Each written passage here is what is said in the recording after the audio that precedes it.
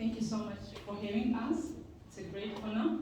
In these helpless situations, I'm very hopeful to see that nations like Kashmir, Pakhtunkhwa, Balochistan are standing for their human rights, the basic human rights, and standing against a country who occupied them. So it's really something to make me happy. Dear brother and sister, our pain, our sorrow, our dreams are same.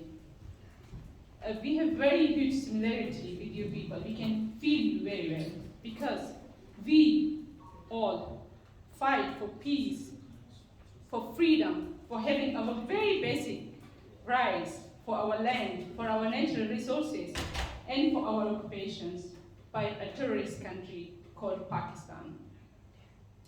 As you know, I will not go forward, but I will talk about these 20 years. We dream about democracy in Afghanistan.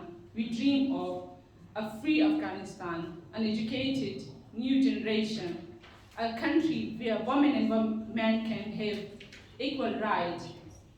But what happened and how it happens, everyone can see the situations. So I will not talk too much, but I will shortly say that right now what is happening in Afghanistan inside, or in Pakhtunkhwa, it's like Pashtun genocide. It's a great plan for Pashtun people. I strongly believe that no one is born as a terrorist and no one is born as a good man or a good woman. We all are human beings. Society makes us like that. So a country which called Pakistan is unfortunately not a country. For me, Pakistan is a terrorist producing company. It's like a cancer. If we don't treat it, it will spread not only to Asia, but to whole world around. You can see that. I will shortly say what the situation in Afghanistan is. As I told before, that these are a really helpless situation. We lost our country. We lost our democracy. We lost the right of education.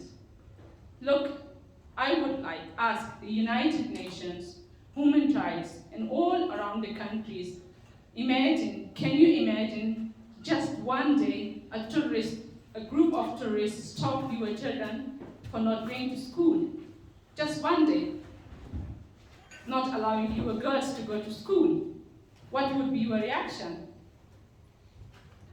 But it's happening. It's happening right now on the same planet in our world, in 21st century, in Afghanistan, that girls are not allowed to go to school almost for 1 year.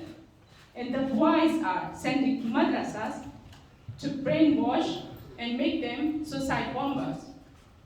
We have no women ministry. As a woman, I would ask, how do I feel right now? I'm not allowed to work. I'm not allowed to go outside of the house.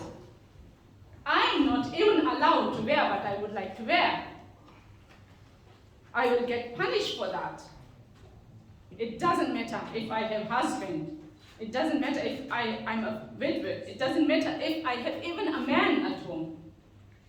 But nobody is asking that. Nobody is interested in that. If I have a job, I'm not allowed. I have no peace. I have no freedom. I have no any equal rights. I'm like a second level human beings up there. It's really shameful. It's really shameful. And this group of terrorists were producing Pakistan. They were getting support in Pakistan. They were living there. They are still getting support of Pakistan. So why? I'm asking always, why, if we have a bad products? So why we should talk about products? We should talk about the company. Here, the question is, Kashmir people are suffering from occupations. Baloch people are suffering. Why? They have natural resources. They have their own beautiful cultures. They have their own languages. They have their own people. They have no freedom, no peace, nothing. They are just called terrorists. They are dying every day. They have no basic human rights. Why? Why nobody is talking about this company? This is Pakistan. They are producing tourists for every country. I lost my country. I have no identity. Can someone feel that? I'm not allowed to take my flag. I'm not allowed to hear my national anthems. I'm not allowed to wear my traditional clothes. I'm not allowed to go to school to have education. I'm in my country. I'm not allowed to go outside. So being alive is not only important. Right now, Afghans, especially Pashtuns, are just alive. Why? Do not we have right of living our life? Do we deserve that? Do we have second-hand, first-hand people? Do we have any special kind of definition? The same is happening in Pakistan with Kashmiris, with Baloch, with Pashtuns. This is really, I'm speechless that in 21st century, we are seeing this situation. I would like to just shortly share some information. NEMA, the National Integration Movement of Afghanistan, had already given 50,000 Afghan victims information of them to the ICJ, the International Court of Justice in Hague. Also PTM has done that. These all international organizations should hear our voice. They should react to that. Not only hearing our voices is important, they should react, they must react. We are created, we are human beings. We have dreams, we have wishes, we have desire. And the most important point is, we have the land where we have everything. We don't ask for money, we don't ask for any help, any material.